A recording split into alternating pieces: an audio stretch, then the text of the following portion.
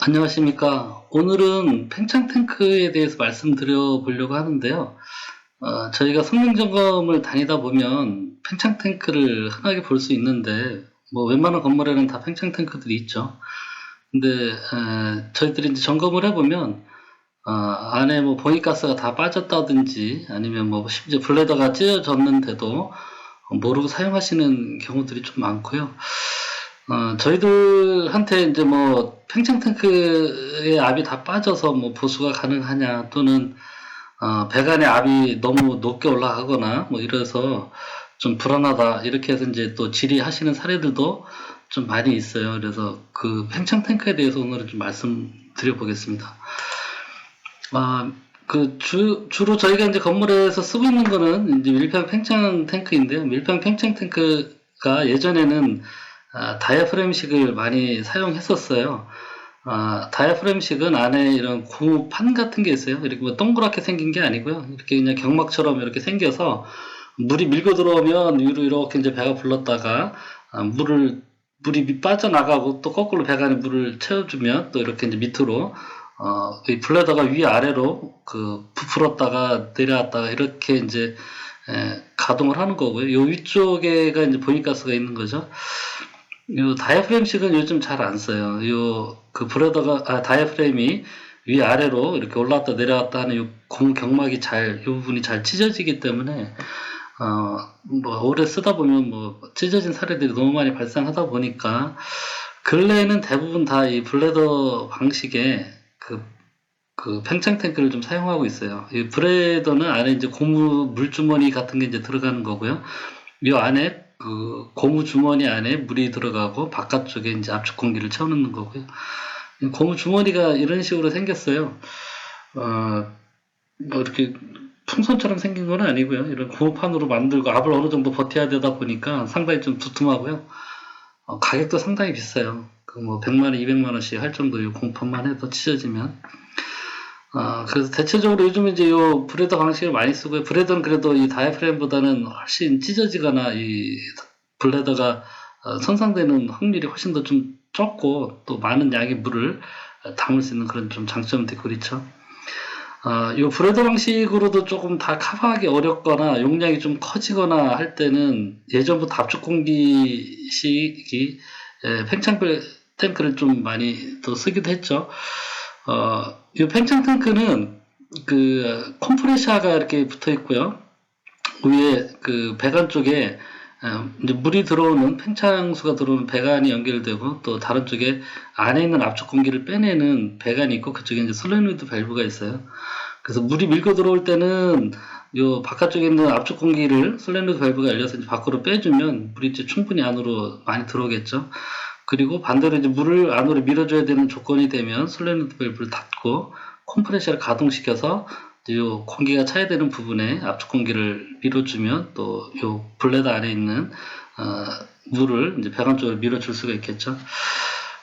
이 압축 공기 방식이 예전부터도 이제 오래 사용해 오고 있긴 하지만 근래에는 거의 신규로는 많이 설치하지는 않는 상황이에요. 일단 팽창 기체 분리기가 나오고 나서부터는 굳이 압축 공기 방식의 팽창 탱크를 쓸 필요가 없고요. 이게 이제 컴프레셔도 자주 고장나고 솔레노이드 밸브도 자주 고장나고 하다 보니까 저희가 현장 나가서 이렇게 보면 서 있는 경우도 상당히 좀 많이 있어요. 둘 중에 하나가 이제 수시로 자주 고장나고 하다 보니까. 그래서 팽창 기체 분리기가 나오고 나서는 이제 공기 압축식은 거의 새로 설치하는 사례는 그렇게 많지 않고요. 대체적으로 하여간 밀폐형 팽창 탱크에서는 이제 블레더 방식을 쓰고 용량이 800리터, 1000리터 이상 이렇게 점점 커진다라고 하면 이제 이 부분도 좀 불안한 부분도 있고, 그래서 이제 그런 경우엔 대부분 팽창 기체 분리기로 설치를 하고 있습니다. 이 안에 봉기가스는 대부분 이제 질소가스를 많이 채우고 있죠. 이 밀폐형 팽창 탱크에서 봉기가스로 질소가스를 쓰는 이유는 이 안에 이제 일반 공기를 넣게 되면 이제 공기 속에 있는 수분이 이 안에 이제 냉수가 왔다 갔다 하다 보면 안에서 이제 결로가 생겨서 부식을 일으킬 수 있다. 이제 그런 이유인데요.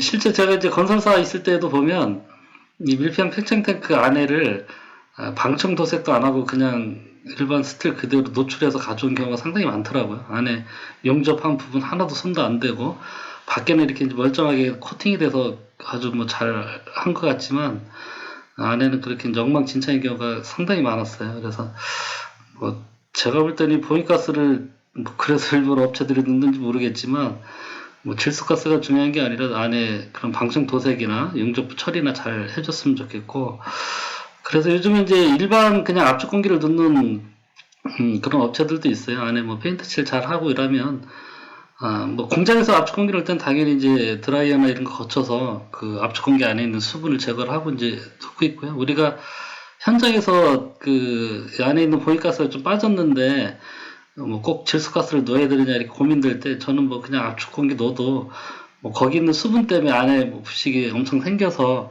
수분이 계속해서 들어가는 게 아니잖아요. 거기 보충한 공기만큼 안에 있는 수분만 있는 거니까 너무 크게 걱정하실 필요는 없을 것 같아요. 그 구조들이 이렇게 생겼고요. 밀폐형 팽창 탱크 공조 배관 쪽에 설치된 거에 그 작동 원리를 좀 봐볼게요. 대체적으로 이제 팽창 탱크는 저희가 그 메인 환수 배관이라든지 아니면 그 환수 헤더 그쪽에서 이제 요 팽창관을 연결을 해서 팽창 탱크에 연결을 하죠. 그래서 이렇게 팽창 탱크 연결되는 부분에는 이제 이쪽에 차단 밸브가 있거나 뭐 헤터에 연결하면 대체적으로 헤터 쪽에 이렇게 이제 차단 밸브가 설치되죠.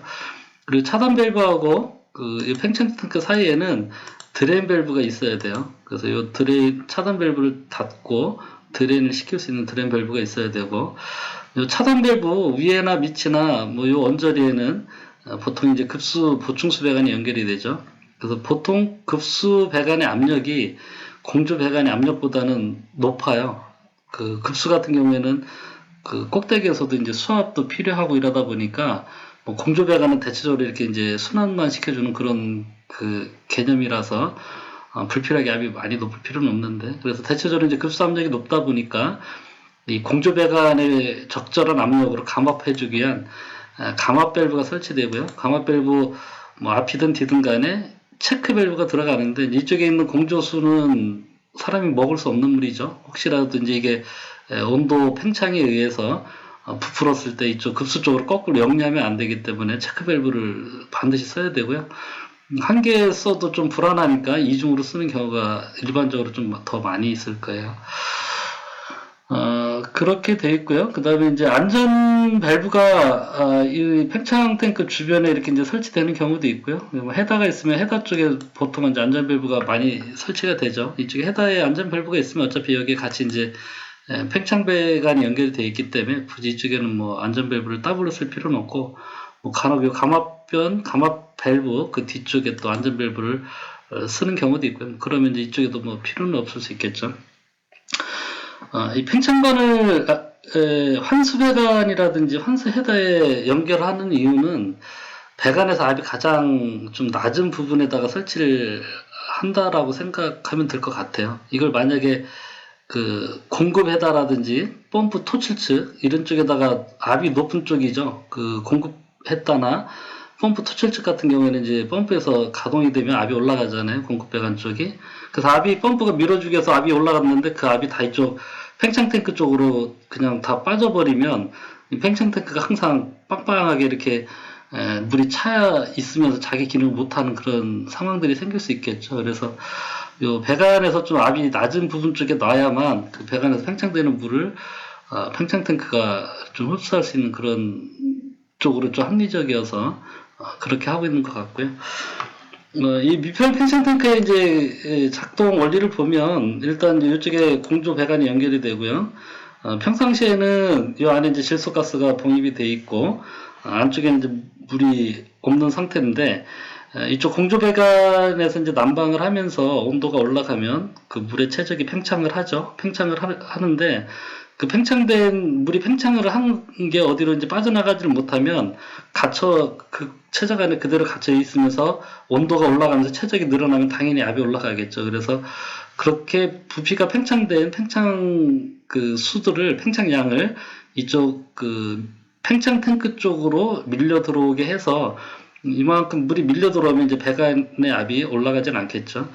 뭐 하지만 뭐 그렇다고 해서 배관의 압이 전혀 안 올라가는 건 아니에요. 왜냐하면 이쪽에 차 있는 물이 이제 밀고 들어오면 이 안에 있는 압축 공기도 이제 압축이 되니까 이 압축 공기도 당연히 이쪽 정상 가만히 있을 때 상태보다 압이 점점 올라가겠죠. 물이 밀고 들어오면.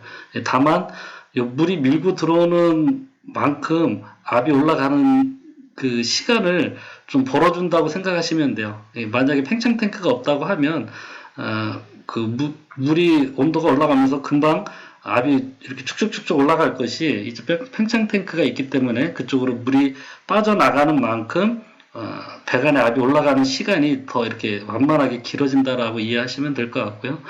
그래서 이 팽창 탱크가 이제 이렇게 물을 흡수하면서 압이 올라가는 걸 최대한 좀 막아주고 있다가 저녁에 이제 퇴근하면서 난방을 끄고 밤새 물이 서서히 식으면 물이 식으면서 다시 이제 수축을 하니까 그때는 물이 수축을 하니까 배관 쪽은 압이 낮아지고 이쪽 팽창 탱크 쪽은 물이 밀고 들어온 것 때문에 압이 높았던 상황이기 때문에 이 팽창 탱크 안에 있는 그 봉기가스의 압력으로 이 물을 이렇게 눌러서 배관 쪽으로 다시 밀어내는 그래서 밀어내면 다시 이 배관 쪽의 압은 수축을 하더라도 떨어지지 않겠죠. 팽창 탱크 쪽에 있는 물이 밀고 들어오니까 그런 원리로 요 팽창 탱크가 연결된 그 공조 배관 그 지점의 압력은 항상 원칙적으로는 그 변함이 없어야 되는 거예요. 요 정지 상태나 온도가 올라가서 팽창을 하더라도 다 이 팽창 탱크 그거를 이제 흡수를 제대로 해주고 있고 또 수축이 돼서 압이 떨어지려고 해도 팽창 탱크 안에 있는 물을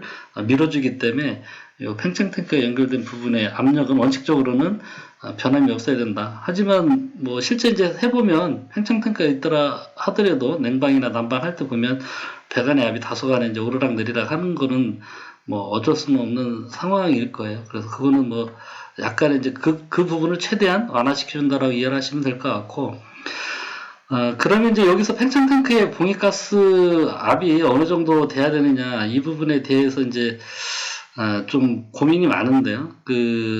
이 부분에 대해서 어떻게 좀 정확하게 나와 있는 기준이나 이런 게 없는 것 같아요. 제가 국가건설기준 그 표준 시방서라든지 설계기준이라든지 또는 그 업체들의 자료나 뭐 이런 데서 또 보면 명쾌하게 공조용 팽창 탱크의 그 봉기가스 압력을 몇 킬로를 하면 된다라고 자신있게 이렇게 표기되어 있는 업체 자료를 보지도 못했던 것 같아요. 그래서 어쨌든 이 부분이 이제 그렇다 보니까 각각의 업체들마다 뭐 제각각이고 또 이 건설사나 또 요 수리하는 수리업체나 뭐 다양하게 지금 이제 그 설정들이 돼서 지금 쓰고 있는 그런 상황인데 제가 일단 이 팽창 탱크 봉기가스 압력에 대해서 이제 뭐 제 의견을 좀 말씀드려 보면 일단 이제 공조배관의 이 공조배관의 압력은 자연압보다 살짝 높게 압을 걸어주면 돼요. 이 자연압이라는 건 이제 정수도죠. 그냥 기계실서부터 제일 꼭대기에 있는 층에 있는 그 공조 장치 뭐 팬코일이 됐든 공조기가 됐든 거기까지 이제 그 맨 꼭대기 뭐 입상 끝이나 이런 데서 그 에어밸브 열어서 물을 이제 가득 쭉 밑에서부터 이제 펌프 가지고 채우겠죠. 쭉 채워서 맨 끝에까지 이제 물이 다 찬 거를 확인을 하고 하면 이제 그게 이 건물 높이만큼 물이 차 있는 자연압 정수도가 될 테고요. 그거보다 0.05에서 0.1 메가파스칼 정도 살짝 압을 더 걸어주면 그게 이제 정상적인 상태에서 상온에서의 그 공조배관의 압이 적정하다라고 보고요. 저희가 이제 요 자연압보다 살짝 압을 더 걸어주는 그 취지는 배관 속에도 이제 공기들이 있잖아요. 물 속에도 공기들이 있고 이 공기들이 그 온도에 따라서 이제 신축 팽창할 때 물의 용해도나 이런 게 달라지면서 이제 물 속에 있던 공기들이 밖으로 이렇게 나올 수가 있는데 이제 그거를 최대한 억제해주기 위해서 배관 안에 압을 좀 걸어주면 그 물 속에 있던 공기가 밖으로 기포로 나와서 그 배관 속에 이렇게 정체되는 그런 것들을 좀 최대한 막아줄 수가 있어요. 그래서 자연압보다는 살짝 압을 이제 높게 걸면 되는데 또 압을 너무 높게 걸면 또 이제 난방이 내릴 때는 압력이 너무 올라가니까 좀 불안하죠. 그래서 뭐 압을 얼마나 걸 건지는 현장의 상황에 맞춰서 이제 하시면 되는데 뭐 저 정도면 이제 무난한데 예를 들어 건물의 높이가 한 90m 가까이 돼서 그냥 자연압만 채워놔도 거의 뭐 0.1, 0.9 메가파스칼 뭐 이렇게 되니까 거기에다가 또 0.1 메가파스칼 더 걸어서 1 메가파스칼, 10kg per 제곱센치죠. 10kg 이상 압이 막 올라가는 상황이 되고 그러면 좀 불안하시잖아요. 그래서 그런 경우에는 살짝 한 0.05 메가파스칼 정도만 거시면 되고, 뭐 건물 높이가 한 3, 40m밖에 안 된다. 그러면 뭐 0.1 메가파스칼 정도 더 건다고 해서 크게 뭐 문제될 건 없죠. 배관의 압력이 뭐 0.5 메가파스칼, 뭐 0.4 메가파스칼이든 큰 그 어떤 대부분의 우리 설비 장비들이 이제 10kg 1.0 메가파스칼 정도로 그렇게 이제 설치가 되고 있기 때문에, 그래서 이제 공조 배관의 압력은 그 자연압보다 0.05에서 0.1 메가파스칼 정도를 더한 그 압력 정도로 이렇게 이제 살짝 걸어주면 되고요.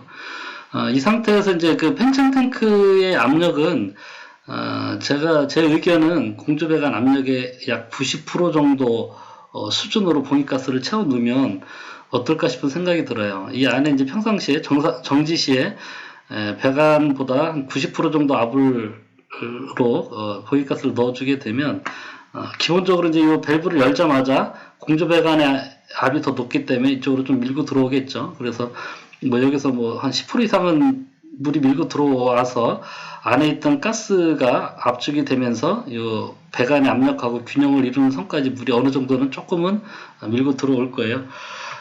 그래서 일단 뭐 그 정도 상태에서 시작을 하고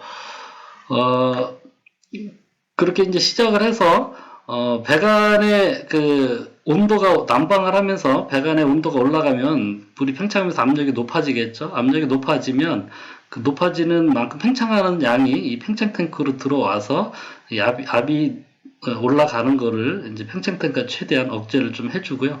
만약에 이제 그렇게 물이 다 밀고 들어와도 더 이상 이게 압축되지 못할 양만큼 들어왔는데도 계속해서 물이 팽창을 해서 압이 올라간다라고 하면 그 다음에는 여기 설치된 안전 밸브가 개방이 돼서 그 나머지 물들을 밖으로 배출을 시켜줘야 되겠죠. 그래서 이 안전 밸브의 그 세팅 압력은 이 배관이나 설비가 견딜 수 있는 내압 한계에 맞춰서 하면 되겠죠. 대부분의 이제 우리 일반적인 배관에서는 뭐 그 건물의 높이가 뭐 100m를 넘어가지 않는 그런 건물이면 대부분 1.6 메가파스칼 정도까지 적정하게 다 이제 밸브나 배관이나 뭐 장비 같은 거, 공조기, 팬코일, 냉동기 이런 게 다 그 설치가 되니까 뭐 그거보다 살짝 높게 이제 그 정도 선에서 그 안전 밸브가 세팅이 되면 될 것 같고요. 그 다음에 이제 반대로, 냉방을 하게 되면 이제 물이 수축을 하니까 여름철에, 그때는 거꾸로 이제 수축을 하면서 압이 떨어지겠죠? 떨어지게 되면, 그러면 그때는 어떻게 하느냐? 그때는 원칙적으로 급수가 밀어주는 거예요. 뭐 팽창 탱크가 물을 넣어서 계속해서 샘솟듯이 들어올 수가 없잖아요.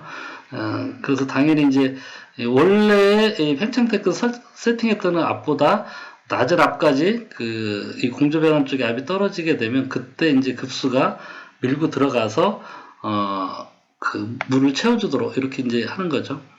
그래서 요 급수 보충해주는 급수 배관의 요 감압 밸브의 세팅 압력은 요 공조 배관의 평상시 압력하고 똑같이 감압 밸브의 세팅을 하시면 될 것 같고요. 다만 이제 뭐 그러면 사실은 요 팽창 탱크도 공조 배관하고 같은 압력으로 해놔도 상관은 없긴 한데, 실제 이제 이거를 세팅을 하려고 하다 보면 고민이 좀 돼요. 이게 정확하게 그 평상시 압을 얼마다라고 얘기하기 좀 힘들어요. 우리가 이제 건물 공사하고 시운전할 때 겨울에 시운전하느냐, 여름에 시운전하느냐에 따라서 우리나라가 이제 사계절이 있기 때문에 물 온도 자체가 뭐 5도일 수도 있고요. 공사판에서 5도일 수도 있고, 뭐 30도 가까이 올라갈 수도 있고, 뭐 이런 상황이다 보니까, 뭐 그런 부분들 좀 정확하게 가늠하기 좀 어렵기 때문에, 그래서 뭐 아예 이게 이제 배관보다 높으면은 조금 그렇죠. 그래서 좀 살짝 10% 정도 낮춰서 팽창 탱크는 90% 정도의 이제 압력으로 이렇게 하고, 급수가 들어오는 압력, 이 감압 밸브의 세팅 압력은 공조 배관하고 같은 압력으로 해서 공조 배관의 압력이 평상시보다 떨어지면 그걸 보충해 주는 거는 이 급수 라인이 보충을 해주고, 공조 배관의 압력이 올라가서 그 팽창을 하게 되면 그거는 이 팽창 탱크가 흡수를 해주는 식으로 평상시보다 높은 건 팽창 탱크, 낮은 건 급수 배관이 밀고 가지고 또 팽창 탱크의 범위를 벗어나는 고압으로 올라가게 되면 안전 밸브가 터져서 이렇게 배출해주는. 가끔 보면 안전 밸브가 설치 안 된 경우가 있어요. 뭐 여기도 없고 아무 데도 없는 경우가 있는데 안전 밸브 없으면 안 되겠죠. 팽창 탱크, 밀폐형 팽창 탱크일 경우. 그 다음에 이제 팽창기체 분리기를 요즘은 또 많이 쓰고 있죠. 뭐 작은 건물에서도 요즘 뭐 유행처럼 쓰긴 하는데, 글쎄요, 뭐 작은 건물에서 100리터, 200리터짜리 이런 것도 그 팽창기체 분리기로 대체해서 설치한 경우가 좀 있더라고요. 이게 한 10여 년, 15년 전, 뭐 그 사이부터 이제 유행처럼 좀, 쓰고는 있는데, 뭐 일단 구조가 복잡하고, 또 뭐 펌프도 있고, 솔레노이드 밸브나 이런 것들이 좀 많이 있죠, 안에 보면. 그래서 뭐 저 개인적으로는 작은 용량의 계통에 뭐 밀폐형 팽창 탱크 2, 300리터, 500리터짜리 이런 걸로 충분히 대처가 가능한 그런 데 굳이 팽창기체 분리기를 쓸 필요가 있을까라는 생각은 들어요. 대형 건물, 큰 건물에서 뭐 공조배관을 보유하고 있는 수량 자체가 1, 200톤 가까이 되는 엄청 큰 이런 설비 같은 경우에는 이제 팽창량도 엄청나기 때문에 그거를 팽창 탱크로 또 받아주기도 사실은 좀 힘들고, 아까도 말씀드렸다시피 이제 밀폐형 팽창 탱크는 100%다 압을 변동 없이 이렇게 잘 유지하기 조금 힘들어요. 어쨌든 같이 이렇게 밀고 들어오는 만큼 안에 있는 압축 공기가 계속 압축이 되면서 압이 같이 올라가기 때문에 압력 변동이 전혀 없지는 않아요. 그래서 이제 그렇게 조금 고층 건물이라든지 그 물의 양이 팽창량이 많다든지 이런 경우에는 이제 팽창기체 분리기가 좀 필요할 수도 있는데, 뭐 간혹 보면 이제 너무 작은 용량의 것들까지 뭐 굳이 과도하게 비싸게 이렇게 넣을 필요가 있을까라는 생각은 좀 들어요. 안에 뭐 다들 아시다시피 솔레노이드 밸브나 이런 거 고장 잘 나잖아요. 기계 장치가 많으면 복잡하면 복잡할수록 나중에 이제 고장 요인이 될 수 있기 때문에 일단 이 그 팽창기체 분리기는 안에 이렇게 이제 그 여러 가지 솔레노이드 밸브 같은 거, 전자 밸브 같은 것들이 좀 있고요. 뭐 솔레노이드 밸브를 다 쓰는 건 아니에요. 업체에 따라서는 전자 밸브나 프리 컨트롤 밸브 이런 걸로 이제 쓰는 업체들도 꽤 많이 있어요. 이제 요즘은. 그다음에 이제 안에 이렇게 펌프가 있고요. 여기에 공조 배관에 배관이 이제 두 개가 연결이 되고, 또 나중에 이제 물이 필요할 때 물을 보충해주기 위한 보급수 배관이 연결이 돼서 배관이 세 개가 이렇게 이제 장비에 연결이 되고요. 여기 이제 팽창기체 분리기고요. 그래서 이렇게 배관이 세 개가 연결이 되어 있죠. 이렇게 두 개는 이렇게 이제 공조 배관 쪽에 연결된 배관이 있고요. 한 개는 그 급수가 들어오는 이쪽에 이제 감압 밸브가 있죠. 지금 여기 감압 밸브 있는 부분이고요. 거쳐서 들어오고, 여기 이제 밸브, 요 바이패스 밸브는 평상시에는 닫아 놓고, 이제 평상시에는 이렇게 이제 들어와서 안에 전자 밸브 가지고 이제 하다가, 뭐 한꺼번에 이제 물을 뭐 다 뺐다가 다시 채운다든지, 공사 초기에라든지, 뭐 이런 경우에는 요 바이패스 밸브를 열어서 이렇게 공급을 하거나, 또는 뭐 펌프가 고장 났다든지, 이런 경우에 수동으로 공급하기 위한 이제 밸브가 이제 하나 있고요. 밖에 이제 배관이 이렇게 세 개 연결되고, 탱크가 있죠. 뒤에 탱크가 있는데, 이 탱크는 그냥 개방형으로 쓰는 경우도 있고요. 그림처럼 블레더 방식으로 쓰는 경우도 있고, 뭐 그거는 큰 차이는 없을 것 같아요. 기본적으로 안에 불에다가 들어가 있더라 하더라도 기본적인 맥락은 개방형 그 구조예요. 뭐 여기도 지금 보면 이렇게 이제 구멍이 통해 있고, 여기서도 탈기가 돼서 나오는 이 공기들이 빠져나가기 위한 에어벤트라든지 그냥 에어벤트 없이 이렇게 그대로 개방해 놓은 경우도 있고요. 뭐 이거를 밀폐형 팽창 탱크로 가끔 쏘는 경우도 있더라고요. 그 업체에 따라서는 드물게 좀 보이긴 하는데, 뭐 제가 볼 때 그거는 좀 맥락 없이 그 생뚱맞게 밀폐형 팽창 탱크를 잘못 갖다 놓은 거 아닌가 싶은 생각은 좀 있어요. 어쨌든 이제 요거의 요런 그 밸브나 이런 것들을 그 제어하기 위한 요 터치 스크린이 있죠. 작동 원리를 좀 보면요. 평상시에는 이제 물이 뭐 이제 최저 수위 수준으로 이제 이렇게 있다가, 요 배관에서 이제 온도가 올라가고 팽창을 해요. 그래서 압이 올라가면, 여기 이제 배관 쪽에 보면 압력 센서가 있어요. 뭐 이 배관에 이 배관에 다 같이 연결된 거니까. 이 압력 센서가, 이쪽 배관에 압이 올라가고 있구나, 이렇게 이제 감지를 하게 되면, 요 솔레노이드 밸브, 전자 밸브가 열려요. 이 전자 밸브가 열리면 요 배관에서 이제 팽창한 물이 이렇게 밀고 들어와서 이쪽 팽창 탱크 쪽으로 물이 밀고 들어오겠죠. 이렇게 이제 물이 밀고 들어오면 이쪽에 이제 압이 떨어지겠죠. 그래서 압이 뭐 어느 정도 이렇게 떨어져서 설정했던 압에, 그 터치 스크린에 설정했던 압까지 떨어진다라고 하면 이 전자 밸브를 다시 이제 닫고, 근데 만약에 이제 물이 계속 밀고 들어오고 압은 안 떨어지고 계속 밀고 들어와서 이게 이제 고수위까지 이렇게 올라가면 물이 이제 여기서도 또 오버플로 되거나 넘치겠죠. 그런 경우에는 이 드레인 밸브가 열려서 탱크에 있는 물을 이제 적정한 수위까지, 저수위까지 물을 쭉 이렇게 드레인 시켰다가 다시 이제 닫히고요.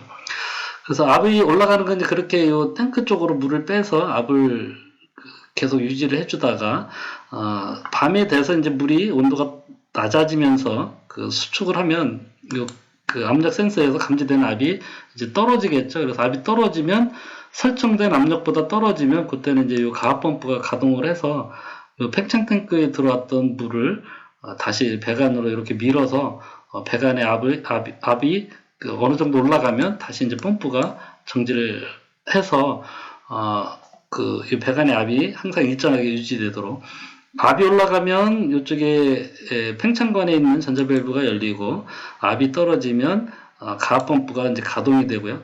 가압 펌프가 가동이 돼서 압을 채워주다가 이 안에 있는 물이 점점 이렇게 저수위까지 내려왔는데도 계속해서 펌프가 압을 못 채워서 가동을 해줘야 되는 상황이 되면 그때는 이제 보급수 배관에 있는 전자 밸브가 열려서 급수가 이렇게 밀고 들어와서 펌프로 이렇게 밀어줄 수 있도록 이쪽에도 이제 전자 밸브가 있고요.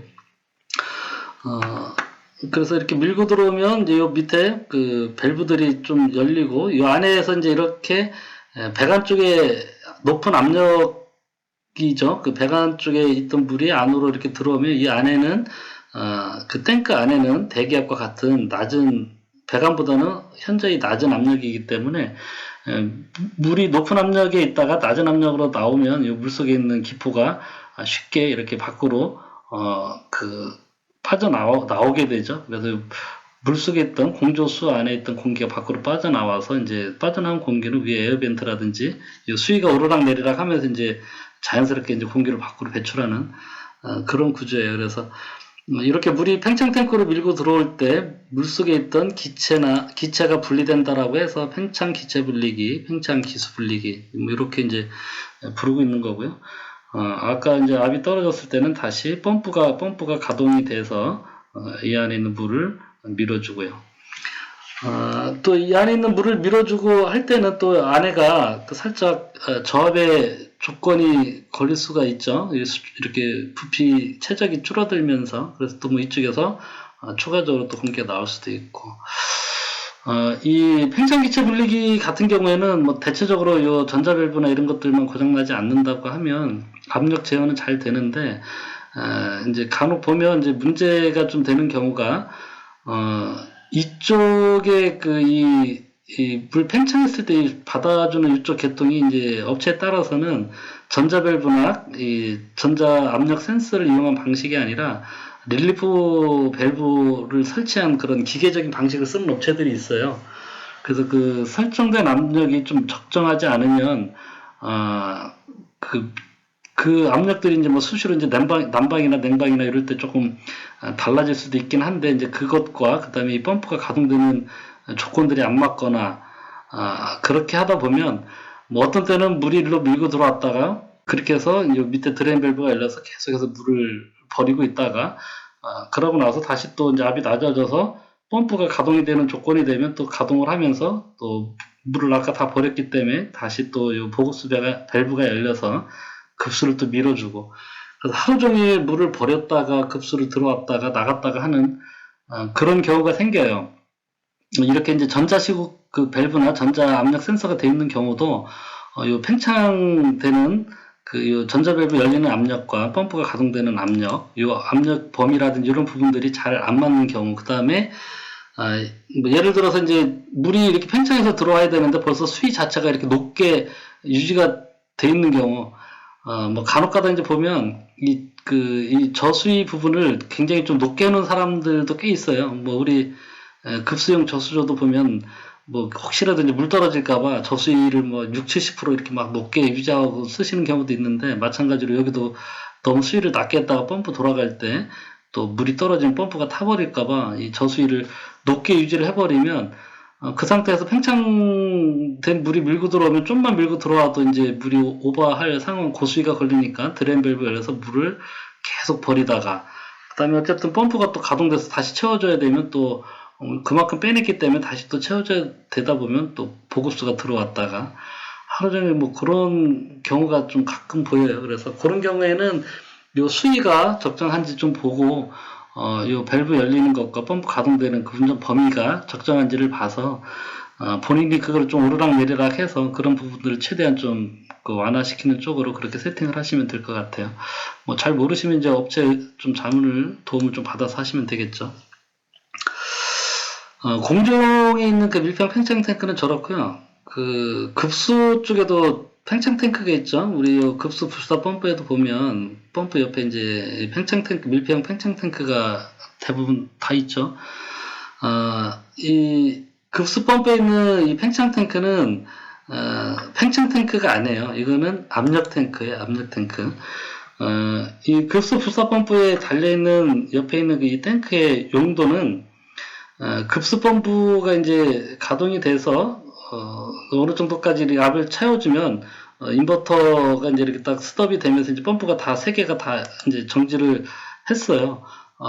압이 다 찼으니까. 그 상태에서 저쪽에서 누가 이제 뭐 수도꼭지를 하나 내렸다든지 손 씻으면서 간단히 뭐 잠깐 열었다든지 아니면 양변기 하나 정도나 뭐 한두 개 정도 내리는 정도의 소량의 물을 사용할 때, 그럼 어쨌든 또 압은 떨어질 텐데 그때그때마다 계속해서 인버터가 대응을 해준다든지 아니면 뭐 대수기동하는 펌프에서 펌프가 붙는다든지 이러면, 너무 펌프가 이제 잦은 기동 정지를 하면서 일단 펌프가 돌아오니까 이제 에너지도 많이 낭비되겠지만, 그보다 더 큰 문제는 모터의 수명이 현저히 좀 줄어들어요.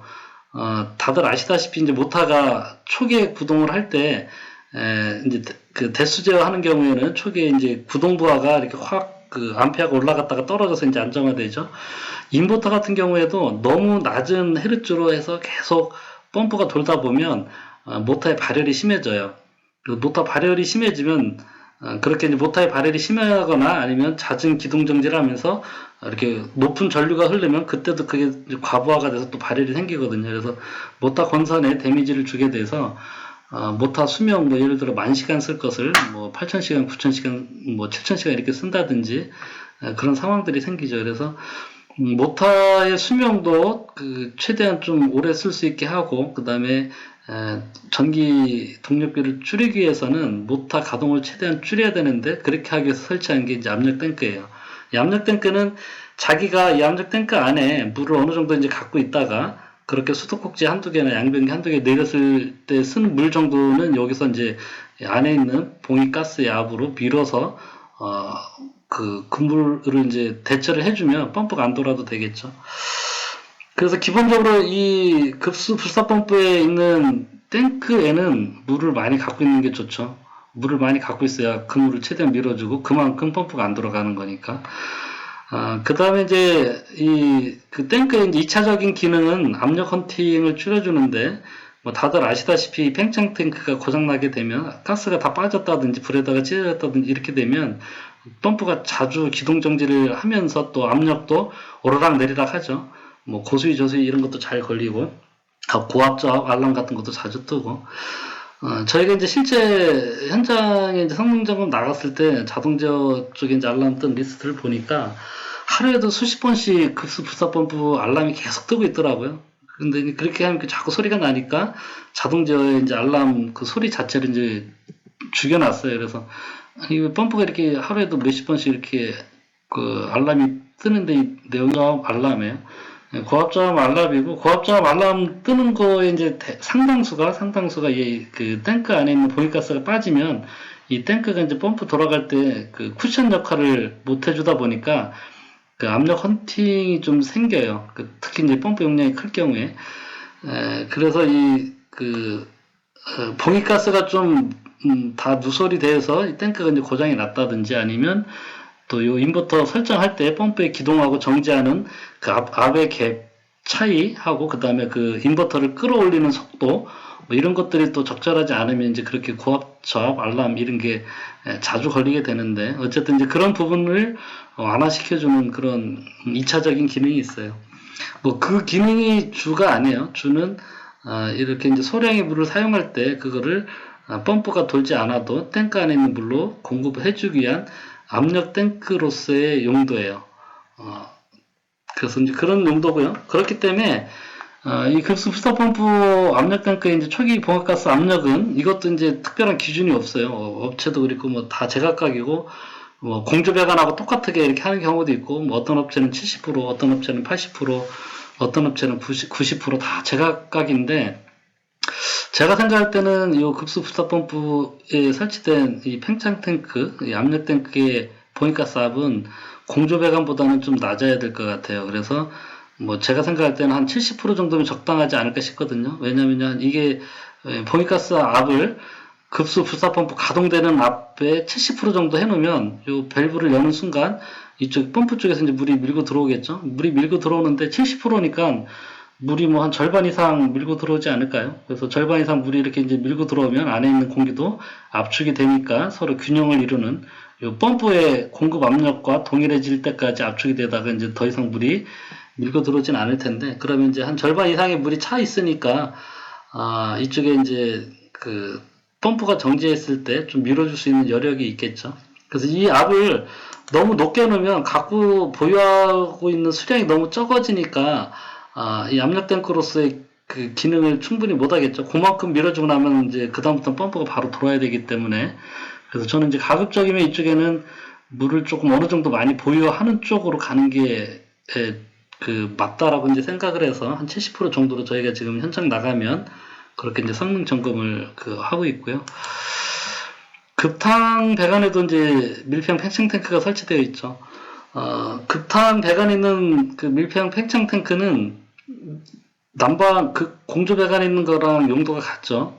급탕수의 온도가 올라가서 그 팽창을 하게 되면 급탕 배관의 온도가 올라가기 때문에 너무 과도한 압력이 걸리지 않도록 흡수하는 역할인데 이게 이제 공조용하고 좀 다른 거는 이 급탕 배관 쪽은 개방계라는 게 조금 다르죠.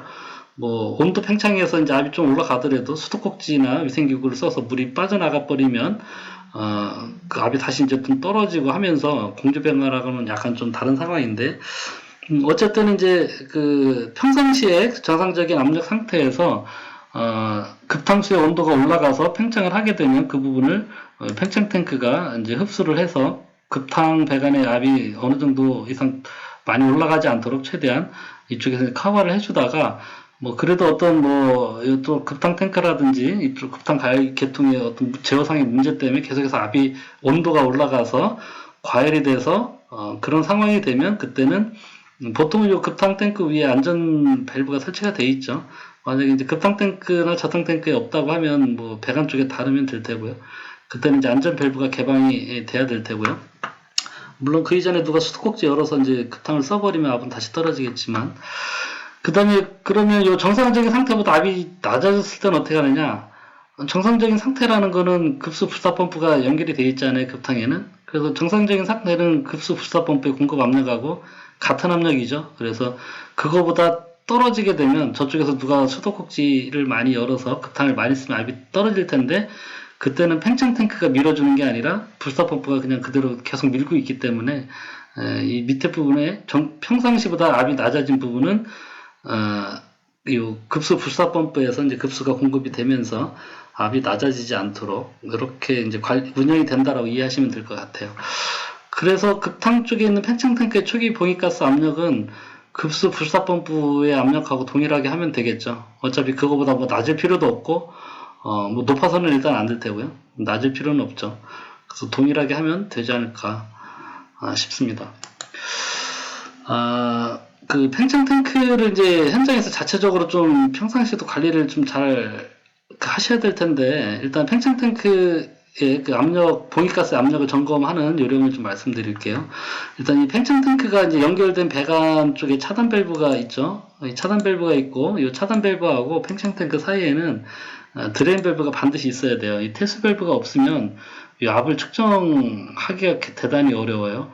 그래서 일단 이렇게 밸브가 있는 상태에서 먼저 그 배관 쪽에 있는 밸브를 닫아요. 차단 밸브를 닫고 그 다음에 드레인 밸브를 두 번째 개방을 하면 물이 이제 빠져나가겠죠. 그러면 이 팽창 탱크 안에 있던 물하고 이 호스 배관에 있는 팽창관에 있는 물이 이제 다 빠져나가면 요 물이 다 빠져나가고 요 그 블레더나 그 다이아프램 안에 있는 물이 다 빠져나가고 나면 요 안에는 탱크에는 순수하게 이제 요 봉기가스의 압만 남아 있겠죠. 그럼 그 압을 봉기가스의 압을 이렇게 이제 그 압력계를 이용해서 확인을 하고요. 이렇게 확인을 했더니 뭐 우리가 원하는 앞서 얘기한 그런 그 용도에 따른 그런 적정한 압들이 뭐 유지가 되고 있으면 뭐 괜찮은데 만약에 재봤더니 압이 좀 많이 낮아졌 압이 제로는 아니고 어느 정도 압이 좀 있더라라고 하면 이제 봉기가스가 센 거고요. 재봤더니 압이 제로가 됐어요. 제로가 돼서 봉기가스는 다 빠진 거잖아요. 봉기가스가 다 빠진 압력이 제로인 경우에는 브레더가 찢어졌는지를 확인을 추가적으로 하셔야 돼요. 그래서 그때는 이제 다시 요 드레인 밸브를 닫으시고요. 드레인 밸브를 닫고 그 다음에 요 차단 밸브 닫았던 걸 다시 여세요. 그러면 여기 배관에 있는 물이 다시 밀고 들어오겠죠. 그럼 배관에 있는 물이 이제 이쪽으로 팽창 탱크 쪽으로 이제 밀고 들어왔는데 그때 요 공기를 주입하는 요 공기 주입구 뭐 이런 식으로 돼 있는 경우도 있고 이런 식으로 돼 있는 경우도 있죠. 뭐 대체적으로 여기 이제 우리 그 자전거 타이어에 있는 부시처럼 그렇게 돼 있는 경우가 꽤 많을 거예요. 그래서 그렇게 돼 있는 경우에는 그 부시를 이렇게 드라이버 안에 가지고 누르면 바람이 원래는 이제 칙 하고 나오게 되는데 만약에 그때 물이 나오게 되면 블레더까지가 찢어진 거죠. 왜냐면 이제 물이 이렇게 밀고 들어왔는데 그 물이 이 블레더가 찢어져서 이쪽 공기 영역까지 넘어와서 공기 영역을 통해서 지금 공기 주입구로 밖으로 이렇게 새 나오는 그런 상황이잖아요. 그래서 이 공기 주입구에서 물이 나오면 이 블레더까지 다 찢어진 거예요. 이 안에 압이 이렇게 쟀을 때 제로이고 다시 물을 넣었을 때 이 공기 주입구에서 이제 물이 나오면 블레더도 찢어졌다 이렇게 이제 판단을 하시면 되고요. 뭐 밸브가 있는 경우는 이제 밸브 열어서 물 나오면 그 물이 나오는지 이렇게 확인해 보시면 되겠죠. 그래서 압이 적정하지 않으면 이제 압력을 좀 조정을 해야 될 텐데요. 그 압이 팽창 탱크의 압력이 높으면 공기 주입구에서 봉기가스를 그냥 빼버리면 되겠죠. 밸브 형태로 되어 있는 경우에는 밸브를 열어서 이제 그 에어를 그냥 빼버려서 필요한 데까지 낮추면 되고, 뭐, 이렇게 부시 타입으로 되어 있는 경우, 그러면 이제 그 드라이버나 이걸 가지고 압을 어느 정도 빼고서 압을 다시 측정해서 원하는 압으로 하면 돼요. 그래서 저희가 이렇게 이제 성능 점검을 할 때 뭐 이렇게 재봤더니, 그, 봉기가스의 압이 배관 쪽의 압보다도 오히려 더 높은 거예요. 배관보다 봉기가스 압이 높으면 그쪽으로 물이 하나도 못 밀고 들어가기 때문에 팽창 탱크로서 기능을 못 하겠죠. 그래서 적정한 압력까지는 저희가 이렇게 빼서 이렇게 했다. 뭐 이렇게 이제 보고서에 담아드리기도 하는데, 이제 가스가 만약에 이제 낮으면 그 봉입된 그 가스의 압력이 낮으면 압축 공기라든지 질소가스를 추가로 봉입을 해야 되겠죠. 현장에 이제 높은 우리가 원하는 압력까지 그 압축 공기를 넣어줄 수 있는 컴프레셔가 있으면 컴프레셔를 이용해서 그 공급을 해주면 될 테고요. 뭐 그것도 없고 좀 마땅치 않다 그러면 이제 에어컨 하시는 분들 뭐 에어컨 수리하실 일이 있으면 에어컨 업체 왔을 때 에어컨 업체들은 이제 보통 그 질소 압을 기미 시험을 하기 위해서 이제 질소를 갖고 다니니까 그 질소 가지고 이제 그 좀 주입을 해달라고 하면 뭐 좀 되겠죠. 그래서 이제 평상시에 이런 그 압력계가 만약에 팽창 탱크에 달려있지 않으면 이렇게 이제 압을 재는 조그만한 게이지, 그 뭐 타이어 압력 게이지라고 흔히들 얘기하는데 이런 거 하나 뭐 현장에 구비하시고 있는 게 좋겠죠. 가격도 얼마 하진 않아요. 뭐 싸면 한 15,000원, 뭐 비싸봤자 한 2만원, 3만원을 안 넘어가니까 뭐 적정한 거 사서 이렇게 평상시에 좀 재보실 수 있도록 그렇게 하시면 좋을 것 같습니다. 마지막으로 이제 그래서 팽창 탱크를 어쨌든 고장 났거나 교체하거나 아니면 새로 이제 건설사에서 그 설치를 하고 할 때 좀 권장하고 싶은 사항은 일단은 압력 탱크가 팽창 탱크 본체에 설치되어 있는 제품으로 좀 구매를 했으면 좋겠어요. 압력계가 없다 보니까 이게 압이 빠졌는지 안 빠졌는지 평상시에 좀 알기가 대단히 어렵죠. 그 체크해보기도 좀 어렵고. 저도 이제 건설사에 있을 때 이 압력계를 설치하라고 이제 팽창탱크 업체들한테 이렇게 얘기를 해보면 우리나라에서 지금 자체적으로 팽창탱크에 압력계가 붙여 나오는 데가 그렇게 많지가 않아요. 붙여서 나오는 업체보다 안 붙여서 나오는 업체들이 더 많아요. 압력계 뭐 해봤자 얼마나 한다고 이거를 안 붙이는데 압력 탱크인데 팽창 탱크인데 압이 걸려있는 탱크인데 압력계 없다라는 건 말도 안 되잖아요. 우리 뭐 예를 들어 자동차에 속도계 없다고 생각해 보세요. 얼마나 답답하겠어요. 말도 안 되는 상황인데 그래서 좀 압력계가 설치된 제품으로 구매를 좀 하시는 게 좋을 것 같고요. 당연히 이렇게 하셔야 된다고 봐요. 저는 압력계가 없는 거는 제품을 제대로 만든 제품이 아니라고 봐요. 그 다음에 이제 두 번째는 공기주입구가 밸브 타입으로 되어 있는 제품을 좀 반드시 구매하시라고 권하고 싶어요. 저희가 현장 가서 그 압력을 측정을 해보면 뭐 어찌됐든 현장에 그 압이 적정하게 돼 있는 것보다 빠져 있는 경우가 공기가 본가스가 누설된 경우가 60-70% 이상 돼요. 훨씬 더 많아요. 그리고 그 중에 거의 대부분은 이렇게 부시 타입으로 되어 있는 팽창 탱크예요. 밸브 타입으로 되어 있는 거는 잘 안 빠져요. 물론 이 밸브 타입으로 되어 있는 그 팽창 탱크도 요 밑에는 이제 부시가 들어가 있기는 해요. 하지만 이 밸브가 1차적으로 막아주고 있기 때문에 요 밸브만 잘 닫아놓으면 괜찮은데 간혹 요 삼방 밸브를 보통 업체들이 많이 써요. 그냥 위에도 그냥 그 볼밸브 밑에 볼밸브이라면 좋을 텐데 이것도 이제 밸브를 하나 아끼려고 그랬는지 하여간 삼방 밸브를 써놓다 보니까 삼방 밸브의 개방을 정확하게 이렇게 압력계 쪽으로 해놓지 않고 살짝 이쪽 부시 쪽으로 밀려있다 보면 요 탱크도 이제 부시 쪽으로 슬슬 좀 빠지는 사례가 있긴 한데 어쨌든 우리 이제 자전거도 보면 자전거 뭐 전혀 빵꾸 안 나도 2년 3년 가만히 냅둬도 안 타면 점점 요 부시에서 바람이 슬슬 새서 타이어에 바람 빠지잖아요. 결국은 또 이제 몇 년 지나면 다시 바람 넣어주고 하듯이 결국 밀폐형 팽창 탱크에서 안에 봉기가스가 빠지는 원인은 뭐 본체 뭐 용접 부분이나 이런 부분에서 이제 누설이 되면 그거야 뭐 어쩔 수는 없겠지만 대부분 그 부시를 섞기 때문에 좀 빠지는 것 같아요. 저희가 볼 때 굳이 부시를 쓸 필요가 없는 물건이죠. 이거는 뭐 그냥 한번 필요한 만큼 딱 세팅해 놓으면 그만인데 이걸 뭐 굳이 부시를 넣어서 뭐 체크밸브 기능처럼 이런 기능을 할 필요가 없는 건데 그냥 밸브 달아서 필요한 만큼 압 넣고 그냥 밸브 딱 닫아버리면 뭐 누가 그 다음에 또 이제 뭐 압이 바뀌는 것도 아니기 때문에 그래서 하여간 이게 부시 때문에 이 봉기가스가 빠지는 원인이에요. 제가 볼 때 그래서 이렇게 밸브 타입으로 되어 있는 팽창 탱크를 반드시 사시는 게 좋겠다. 그 다음에 이렇게 압력계가 달린 뭐 이렇게 같이 되어 있는 이런 제품 사시면 좋겠죠. 뭐 그리고 이제 압은 아까 말씀드린 대로 그렇게 이제 용도에 맞춰서 공조용이냐 급탕용이냐 급수펌프용이냐 맞춰서 이렇게 발주를 내셨으면 좋겠고요. 그 다음에 뭐 건물도 보면 이제 저층부, 고층부, 중층부 이런 거 많죠.